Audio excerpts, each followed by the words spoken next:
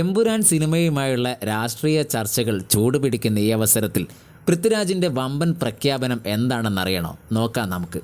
അതിനു മുൻപ് നമുക്കറിയാം, എമ്പുരാൻ സിനിമ ഇപ്പോൾ രാഷ്ട്രീയ ചർച്ചകളിലേക്കും വിവാദങ്ങളിലേക്കും വഴിമാറിയിരിക്കുകയാണ്. അതുമായി ബന്ധപ്പെട്ട് മോഹൻലാൽ ഒരു ക്ഷമാപണം കഴിഞ്ഞ ദിവസം തൻ്റെ പേജിലൂടെ പങ്കുവച്ചിരുന്നു.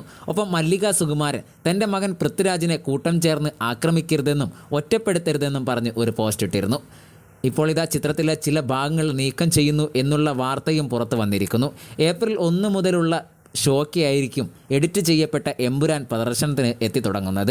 എന്നിരുന്നാലും വിവാദങ്ങൾക്കിടയിലും വിജയകരമായി പ്രദർശനം തുടരുകയാണ് എമ്പുരാൻ. 48 മണിക്കൂറിനുള്ളിൽ ചിത്രം 100 കോടി ക്ലബിൽ കടന്നിരുന്നു. മാർച്ച് 27 രാവിലെ 6 മണി മുതലാണ് എമ്പുരാൻ്റെ പ്രദർശനം ആരംഭിച്ചത്. ചലച്ചിത്രാസ്വാദകരിൽ നിന്ന് ചിത്രത്തിന് മികച്ച പ്രതികരണമാണ് ലഭിക്കുന്നത്. അതേസമയം ചിത്രത്തിലെ പരോക്ഷ രാഷ്ട്രീയ പരാമർശങ്ങൾ കേരളത്തിൽ വലിയ രാഷ്ട്രീയ ചർച്ചകൾക്ക് വഴിവെച്ചിട്ടുണ്ട്.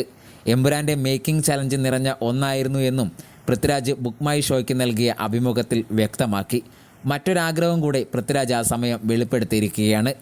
4ലധികം രാജ്യങ്ങളിലാണ് എമ്പുരാൻ എന്ന ചിത്രം ഷൂട്ട് ചെയ്തതെന്ന് പൃഥ്വിരാജ് പറഞ്ഞു. 9ഓളം വ്യത്യസ്ത സ്ഥലങ്ങളിലും ചിത്രീകരിച്ചു. അവസരമുണ്ടായാൽ എമ്പുരാൻ്റെ മേക്കിങ്ങിനെക്കുറിച്ച് പറയുന്ന 90 മിനിറ്റ് ദൈർഘ്യമുള്ള ഡോക്യുമെൻ്ററി നിർമ്മിക്കാൻ ആലോചനയുണ്ടെന്നും പൃഥ്വിരാജ് പറഞ്ഞു.